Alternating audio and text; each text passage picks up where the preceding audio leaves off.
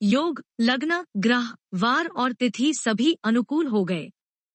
जड़ और चेतन सब हर्ष से भर गए, क्योंकि श्री राम का जन्म सुख का मूल है। पवित्र चैत्र का महीना था, नवमी तिथि थी। शुक्ल पक्ष और भगवान का प्रिय अभिजित मुहूर्त था। दोपहर का समय था। न बहुत सर्दी थी, न धूप गर्मी थी। वह पवित्र समय सब लोगों को शांति देने वाला था। शीतल, मंद और सुगंधित पवन बह रहा था। देवता हर्षित थे और संतों के मन में बड़ा चाव था। वन फूले हुए थे, पर्वतों के समूह मणियों से जगमगा रहे थे और सारी नदियां अमृत की धारा बहा रही थी। जब ब्रह्मा जी ने वह भगवान के प्रकट होने का अवसर जाना, तब उनके समेत सारे देवता विमान सजा जाकर चले। निर्मल आकाश देवताओं के समूहों से भर गया। गंधर्वों के दल गुणों का गान करने लगे और सुंदर अंजलियों में सजा जाकर पुष्प बरसाने लगे। आकाश में घमाघम नगाड़े बजने लगे। नाग, मुनि और देवता स्तुति करने लगे और बहुत प्रकार से अपनी अपनी सेवा, उपहार भेंट करने लगे। देवताओं के समूह विनती करके अपने अपने लोक में जा पहुंचे। समस्त लोगों को शांति देने वाले जगदाधार प्रभु प्रकट हुए। दीनों पर दया करने वाले कौसल्या जी के हितकारी कृपालु प्रभु प्रकट हुए। मुनियों के मन को हरने वाले उनके अद्भुत रूप का विचार करके माता हर्ष से भर गई। नेत्रों को आनंद देने वाला मेघ के समान श्याम शरीर था। चारों भुजाओं में अपने खास आयुध धारण किए हुए थे। दिव्य आभूषण और वनमाला पहने थे। बड़े बड़े नेत्र थे। इस प्रकार शोभा के समुद्र तथा खर राक्षस को मारने वाले भगवान प्रकट हुए। दोनों हाथ जोड़कर माता कहने लगी, है अनंत, मैं किस प्रकार तुम्हारी स्तुति करूं। वेद और पुराण तुमको माया, गुण और ज्ञान से परे और परिमाण रहित बतलाते हैं। श्रुतियां और संजन दया और सुख का समुद्र सब गुणों का धाम कहकर जिनका गान करते हैं, वही भक्तों पर प्रेम करने वाले लक्ष्मीपति भगवान मेरे कल्याण के लिए प्रकट हुए हैं। वेद कहते हैं कि तुम्हारे प्रत्येक रोम में माया के रचे हुए अनेकों ब्रह्मांडों के समूह भरे हैं। वे तुम मेरे गर्भ में रहे इस हंसी की बात के सुनने पर धीर विवेकी पुरुषों की बुद्धि भी स्थिर नहीं रहती, विचलित हो जाती है। जब माता को ज्ञान उत्पन्न हुआ तब प्रभु मुस्कुराए। वे बहुत प्रकार के चरित्र करना चाहते हैं। आता उन्होंने पूर्व जन्म की सुंदर कथा कहकर माता को समझाया, जिससे उन्हें पुत्र का वात्सल्य प्रेम प्राप्त हो, भगवान के प्रति पुत्र भाव हो जाए। माता की वह बुद्धि बदल गई। तब वह फिर बोली, हे तात, यह रूप छोड़कर अत्यंत प्रिय बाल लीला करो, मेरे लिए यह सुख परम अनुपम होगा। माता का यह वचन सुनकर देवताओं के स्वामी सुजान भगवान ने बालक रूप होकर रोना शुरू कर दिया। तुलसीदास जी कहते हैं, जो इस चरित्र का गान करते हैं वे श्री हरि का पद पाते हैं और फिर संसार रूपी कूप में नहीं गिरते। ब्राह्मण, गो, देवता और संतों के लिए भगवान ने मनुष्य का अवतार लिया। वे अज्ञानमयी मलिना माया और उसके गुण सत, रज, तम और बाहरी तथा भीतरी इंद्रियों से परे हैं। उनका दिव्य शरीर अपनी इच्छा से ही बना है, किसी कर्म बंधन से परवश होकर त्रिगुणात्मक भौतिक पदार्थों के द्वारा नहीं। बच्चे के रोने की बहुत ही प्यारी ध्वनि सुनकर सब रानियां उतावली होकर दौड़ी चली आई। दासियां हर्षित होकर जहां तहां दौड़ी। सारे पुरवासी आनंद में मग्न हो गए। राजा दशरथ जी पुत्र का जन्म कानों से सुनकर मानो ब्रह्मानंद में समा गए। मन में अतिशय प्रेम है, शरीर पुलकित हो गया। आनंद में अधीर हुई बुद्धि को धीरज देकर और प्रेम में शिथिल हुए शरीर को संभालकर वे उठना चाहते हैं। जिनका नाम सुनने से ही कल्याण होता है, वही प्रभु मेरे घर आए हैं। यह सोचकर राजा का मन परम आनंद से पूर्ण हो गया। उन्होंने बाजे वालों को बुलाकर कहा कि बाजा बजाओ। गुरु वशिष्ठ जी के पास बुलावा गया। वे ब्राह्मणों को साथ लिए राजद्वार पर आए। उन्होंने जाकर अनुपम बालक को देखा, जो रूप की राशि है और जिसके गुण कहने से समाप्त नहीं होते। फिर राजा ने नांदीमुख श्राद्ध करके सब जात कर्म संस्कार आदि किए और ब्राह्मणों को सोना, गो, वस्त्र और मणियों का दान दिया। ध्वजा, पताका और तोरणों से नगर छा गया। जिस प्रकार से वह सजाया गया, उसका तो वर्णन ही नहीं हो सकता। आकाश से फूलों की वर्षा हो रही है, सब लोग ब्रह्मानंद में मग्न हैं। स्त्रियां झुंड की झुंड मिलकर चली। स्वाभाविक श्रृंगार किए ही वे उठ दौड़ी। सोने का कलश लेकर और थालों में मंगल द्रव्य भरकर गाती हुई राजद्वार में प्रवेश करती है। वे आरती करके निछावर करती हैं और बार बार बच्चे के चरणों पर गिरती हैं। मागध, सूत, वंदीजन और गवैये रघुकुल के स्वामी के पवित्र गुणों का गान करते हैं। राजा ने सब किसी को भरपूर दान दिया। जिसने पाया उसने भी नहीं रखा, लुटा दिया। नगर की सभी गलियों के बीच बीच में कस्तूरी, चंदन और केसर की कीच मच गई। घर घर मंगलमय बधावा बजने लगा, क्योंकि शोभा के मूल भगवान प्रकट हुए हैं। नगर के स्त्री पुरुषों के झुंड जहां तहां आनंदमग्न हो रहे हैं। कैकेयी और सुमित्रा इन दोनों ने भी सुंदर पुत्रों को जन्म दिया। उस सुख, संपत्ति, समय और समाज का वर्णन सरस्वती और सर्पों के राजा शेषजी भी नहीं कर सकते। अवधपुरी इस प्रकार सुशोभित हो रही है, मानो रात्रि प्रभु से मिलने आई हो और सूर्य को देखकर मानो मन में सकुचा गई हो, परंतु फिर भी मन में विचार कर वह मानो संध्या बन कर रह गई हो। अगर की धूप का बहुत सा धुआं मानो संध्या का अंधकार है, और जो अबीर उड़ रहा है वह उसकी ललाई है। महलों में जो मणियों के समूह हैं, वे मानो तारागण हैं। राजमहल का जो कलश है, वही मानो श्रेष्ठ चंद्रमा है। राजभवन में जो अति कोमल वाणी से वेदध्वनि हो रही है, वही मानो समय से समयानुकूल सनी हुई पक्षियों की चहचहाहट है। यह कौतुक देखकर सूर्य भी अपनी चाल भूल गए। 1 महीना उन्होंने जाता हुआ न जाना, अर्थात उन्हें 1 महीना वही बीत गया। महीने भर का दिन हो गया। इस रहस्य को कोई नहीं जानता। सूर्य अपने रथ सहित वहीं रुक गए, फिर रात किस तरह होती, यह रहस्य किसी ने नहीं जाना। सूर्यदेव भगवान श्री राम जी का गुणगान करते हुए चले। यह महोत्सव देखकर देवता, मुनि और नाग अपने भाग्य की सराहना करते हुए अपने अपने घर चले। हे पार्वती, तुम्हारी बुद्धि श्री राम जी के चरणों में बहुत दृढ़ है, इसलिए मैं और भी अपनी एक चोरी छिपाव की बात कहता हूँ, सुनो। काकभुशुंडी और मैं दोनों वहाँ साथ साथ थे, परंतु मनुष्य रूप में होने के कारण हमें कोई जान न सका। रम आनंद और प्रेम के सुख में फूले हुए हम दोनों मगन मन से मस्त हुए गलियों में तनमन की सुधि भूले हुए फिरते थे, परंतु यह शुभ चरित्र वही जान सकता है जिस पर श्री राम जी की कृपा हो। उस अवसर पर जो जिस प्रकार आया और जिसके मन को जो अच्छा लगा, राजा ने उसे वही दिया। हाथी, रथ, घोड़े, सोना, गायें, हीरे और भांति भांति के वस्त्र राजा ने दिए। राजा ने सबके मन को संतुष्ट किया। इसी से सब लोग जहां तहां आशीर्वाद दे रहे थे कि तुलसीदास के स्वामी सब पुत्र चारों राजकुमार चिरजीवी दीर्घायु हों। इस प्रकार कुछ दिन बीत गए। दिन और रात जाते हुए जान नहीं पड़ते। तब नामकरण संस्कार का समय जानकर राजा ने ज्ञानी मुनि श्री वशिष्ठ जी को बुला भेजा। मुनि की पूजा करके राजा ने कहा, हे मुनि, आपने मन में जो विचार रखे हों वे नाम रखिए। मुनि ने कहा, हे राजन, इनके अनुपम नाम है, फिर भी मैं अपनी बुद्धि के अनुसार कहूँगा। ये जो आनंद के समुद्र और सुख की राशि है, जिस आनंद सिंधु के एक कण से तीनों लोग सुखी होते हैं, उन आपके सबसे बड़े पुत्र का नाम राम है, जो सुख का भवन और संपूर्ण लोगों को शांति देने वाला है। जो संसार का भरण पोषण करते हैं, उन आपके दूसरे पुत्र का नाम भरत होगा, जिनके स्मरण मात्र से शत्रु का नाश होता है। उनका वेदों में प्रसिद्ध शत्रुघ्न नाम है। जो शुभ लक्षणों के धाम श्री राम जी के प्यारे और सारे जगत के आधार हैं, गुरु वशिष्ठ जी ने उनका लक्ष्मण ऐसा श्रेष्ठ नाम रखा है। गुरुजी ने हृदय में विचार कर ये नाम रखे और कहा, हे राजन, तुम्हारे चारों पुत्र वेद के तत्व साक्षात परात्पर भगवान हैं।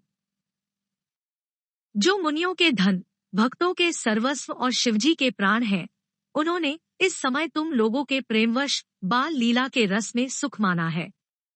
बचपन से ही श्री रामचंद्र जी को अपना परम हितैषी स्वामी जानकर लक्ष्मण जी ने उनके चरणों में प्रीति जोड़ ली। भरत और शत्रुघ्न दोनों भाइयों में स्वामी और सेवक की जिस प्रीति की प्रशंसा है, वैसी प्रीति हो गई। श्याम और गौर शरीर वाली दोनों सुंदर जोड़ियों की शोभा को देखकर माताएं तृण तोड़ती हैं, जिसमें दीठ न लग जाए। यो तो चारों ही पुत्रशील, रूप और गुण के धाम है, तो भी सुख के समुद्र श्री रामचंद्र जी सबसे अधिक है। उनके हृदय में कृपा रूपी चंद्रमा प्रकाशित है। उनकी मन को हरने वाली हंसी उस कृपा रूपी चंद्रमा की किरणों को सूचित करती है। कभी गोद में लेकर और कभी उत्तम पालने में लिटाकर माता प्यारे ललना कहकर दुलार करती है। जो सर्वव्यापक, निरंजन, मायारहित, निर्गुण, विनोदरहित और अजन्मे ब्रह्मा है, वही प्रेम और भक्ति के वश कौसल्या जी की गोद में खेल रहे हैं। उनके नीलकमल और गंभीर जल से भरे हुए मेघ के समान श्याम शरीर में करोड़ों कामदेवों की शोभा है। लाल लाल चरण कमलों के नखों की शुभ्र ज्योति ऐसी मालूम होती है जैसे लाल कमल के पत्तों पर मोती स्थिर हो गए हों। चरणतलों में वज्र, ध्वजा और अंकुश के चिन्ह शोभित है।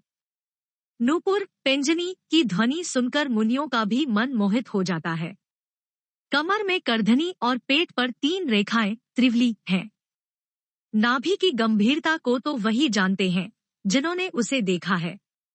बहुत से आभूषणों से सुशोभित विशाल भुजाएं हैं। हृदय पर बाघ के नख की बहुत ही निराली छटा है। छाती पर रत्नों से युक्त मणियों के हार की शोभा और ब्राह्मण भृगु के चरण चिन्ह को देखते ही मन लुभा जाता है। कंठ शंख के समान उतार चढ़ाव वाला 3 रेखाओं से सुशोभित है और थोड़ी बहुत ही सुंदर है। मुख पर असंख्य कामदेवों की छटा छा रही है। 2 सुंदर दंतुलियां है, लाल लाल होठ है। नासिका और तिलक के सौंदर्य का तो वर्णन ही कौन कर सकता है। सुंदर कान और बहुत ही सुंदर गाल है। मधुर कोतले शब्द बहुत ही प्यारे लगते हैं। जन्म के समय से रखे हुए चिकने और घुंघराले बाल हैं, जिनको माता ने बहुत प्रकार से बनाकर संवार दिया है। शरीर पर पीली झंगुली पहनाई हुई है। उनका घुटनों और हाथों के बल चलना मुझे बहुत ही प्यारा लगता है। उनके रूप का वर्णन वेद और शेषी भी नहीं कर सकते। उसे वही जानता है जिसने कभी स्वप्न में भी देखा हो। जो सुख के पुंज, मोह से परे तथा ज्ञान, वाणी और इंद्रियों से अतीत है, वे भगवान दशरथ कौसल्या के अत्यंत प्रेम के वश होकर पवित्र बाल लीला करते हैं। इस प्रकार संपूर्ण जगत के माता पिता श्री राम जी अवधपुर के निवासियों को सुख देते हैं, जिन्होंने श्री रामचंद्र जी के चरणों में प्रीति जोड़ी है। हे भवानी, उनकी यह प्रत्यक्ष गति है कि भगवान उनके प्रेमवश बाल लीला करके उन्हें आनंद दे रहे हैं। श्री रघुनाथ जी से विमुख रहकर मनुष्य चाहे करोड़ों उपाय करे, परंतु उसका संसार बंधन कौन छुड़ा सकता है। जिसने सब चराचर जीवों को अपने वश में कर रखा है, वह माया भी प्रभु से भय खाती है। भगवान उस माया को भौं के इशारे पर नचाते हैं। ऐसे प्रभु को छोड़कर कहो और किसका भजन किया जाए। मन, वचन और कर्म से चतुराई छोड़कर भजते ही श्री रघुनाथ जी कृपा करेंगे। इस प्रकार से प्रभु श्री रामचंद्र जी ने बाल क्रीड़ा की और समस्त नगर निवासियों को सुख दिया। कौसल्या जी कभी उन्हें गोद में लेकर हिलाती डुलाती और कभी पालने में लिटाकर झुलाती थी। प्रेम में मग्न कौसल्या जी रात और दिन का बीतना नहीं जानती थी। पुत्र के स्नेहवश माता उनके बाल चरित्रों का गान किया करती। एक बार माता ने श्री रामचंद्र जी को स्नान कराया और श्रृंगार करके पालने पर पौधा दिया। फिर अपने कुल के इष्टदेव भगवान की पूजा के लिए स्नान किया। पूजा करके नैवेद्य चढ़ाया और स्वयं वहां गई जहां रसोई बनाई गई थी। फिर माता वही पूजा के स्थान में लौट आई और वहां आने पर पुत्र को इष्टदेव भगवान के लिए चढ़ाए हुए नैवेद्य का भोजन करते देखा।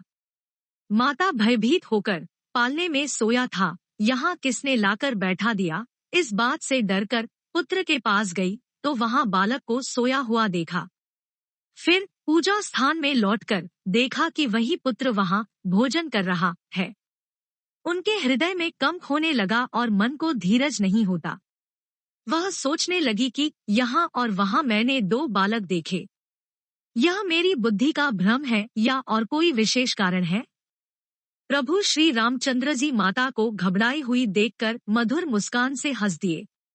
फिर उन्होंने माता को अपना अखंड अद्भुत रूप दिखलाया, जिसके एक-एक रोम में करोड़ों ब्रह्मांड लगे हुए हैं। अगणित सूर्य, चंद्रमा, शिव, ब्रह्मा, बहुत से पर्वत, नदियाँ, समुद्र, पृथ्वी, वन, काल, कर्म, गुण, ज्ञान और स्वभाव देखे और वे पदार्थ भी देखे जो कभी सुने भी न थे। सब प्रकार से बलवती माया को देखा कि वह भगवान के सामने अत्यंत भयभीत हाथ जोड़े खड़ी है। जीव को देखा जिसे वह माया नचाती है, और फिर भक्ति को देखा जो उस जीव को माया से छुड़ा देती है। माता का शरीर पुलकित हो गया, मुख से वचन नहीं निकलता। तब आंखें मूंदकर उसने श्री रामचंद्र जी के चरणों में सिर नवाया। माता को आश्चर्यचकित देखकर घर के शत्रु श्री राम जी फिर बाल रूप हो गए। माता से स्तुति भी नहीं की जाती। वह डर गई कि मैंने जगतपिता परमात्मा को पुत्र करके जाना। श्री हरि ने माता को बहुत प्रकार से समझाया और कहा, हे माता, सुनो, यह बात कहीं पर कहना नहीं। कौसल्या जी बार बार हाथ जोड़कर विनय करती है कि हे प्रभु, मुझे आपकी माया अब कभी न व्यापे। भगवान ने बहुत प्रकार से बाल लीलाएं की और अपने सेवकों को अत्यंत आनंद दिया। कुछ समय बीतने पर चारों भाई बड़े होकर कुटुंबियों को सुख देने वाले हुए। तब गुरुजी ने जाकर चूड़ाकर्म संस्कार किया। ब्राह्मणों ने फिर बहुत सी दक्षिणा पाई। चारों सुंदर राजकुमार बड़े ही मनोहर अपार चरित्र करते फिरते हैं। जो मन, वचन और कर्म से अगोचर है, वही प्रभु दशरथ जी के आंगन में विचर रहे हैं। भोजन करने के समय जब राजा बुलाते हैं, तब वे अपने बाल सखाओं के समाज को छोड़कर नहीं आते। कौसल्या जब बुलाने जाती है, तब प्रभु ठुमुक ठुमुक भाग चलते हैं। जिनका वेद नेति इतना ही नहीं कहकर निरूपण करते हैं, और शिवजी ने जिनका अंत नहीं पाया, माता उन्हें हठपूर्वक पकड़ने के लिए दौड़ती है। वे शरीर में धूल लपेटे हुए आए और राजा ने हंसकर उन्हें गोद में बैठा लिया। भोजन करते हैं, पर चित्त चंचल है। अवसर पाकर मुंह में दही भात लपटाए किलकारी मारते हुए इधर उधर भाग चले। श्री रामचंद्र जी की बहुत ही सरल, भोली और सुंदर मनभावनी बाल लीलाओं का सरस्वती, शेष जी, शिवजी और वेदों ने गान किया है। जिनका मन इन लीलाओं में अनुरक्त नहीं हुआ, विधाता ने उन मनुष्यों को वंचित कर दिया, नितांत भाग्यहीन बनाया। जो ही सब भाई कुमारावस्था के हुए, त्यों ही गुरु, पिता और माता ने उनका यज्ञोपवीत संस्कार कर दिया। श्री रघुनाथ जी भाइयों सहित गुरु के घर में विद्या पढ़ने गए और थोड़े ही समय में उनको सब विद्याएं आ गई। चारों वेद जिनके स्वाभाविक श्वास है, वे भगवान पढ़े, यह बड़ा कौतुक, अचरज है। चारों भाई विद्या, विनय, गुण और शील में बड़े निपुण हैं और सब राजाओं की लीलाओं के ही खेल खेलते हैं। हाथों में बाण और धनुष बहुत ही शोभा देते हैं। रूप देखते ही चराचर जड़चेतन मोहित हो जाते हैं। वे सब भाई जिन गलियों में खेलते हुए निकलते हैं, उन गलियों के सभी स्त्री पुरुष उनको देखकर स्नेह से शिथिल हो जाते हैं अथवा ठिठक कर रह जाते हैं। कौशलपुर के रहने वाले स्त्री, पुरुष, बूढ़े और बालक सभी को कृपालु श्री रामचंद्र जी प्राणों से भी बढ़कर प्रिय लगते हैं। श्री रामचंद्र जी भाइयों और इष्ट मित्रों को बुलाकर साथ ले लेते हैं और नित्य वन में जाकर शिकार खेलते हैं। मन में पवित्र समझकर मृगों को मारते हैं और प्रतिदिन लाकर राजा दशरथ जी को दिखलाते हैं। जो मृग श्री राम जी के बाण से मारे जाते थे, वे शरीर छोड़कर देवलोक को चले जाते थे। श्री रामचंद्र जी अपने छोटे भाइयों और सखाओं के साथ भोजन करते हैं और माता पिता की आज्ञा का पालन करते हैं। 2. जिस प्रकार नगर के लोग सुखी हों, कृपानिधान श्री रामचंद्र जी वही संयोग लीला करते हैं। वे मन लगाकर वेद पुराण सुनते हैं और फिर स्वयं छोटे भाइयों को समझाकर कहते हैं। श्री रघुनाथ जी प्रातःकाल उठकर माता पिता और गुरु को मस्तक नवाते हैं और आज्ञा लेकर नगर का काम करते हैं। उनके चरित्र देख देख कर राजा मन में बड़े हर्षित होते हैं।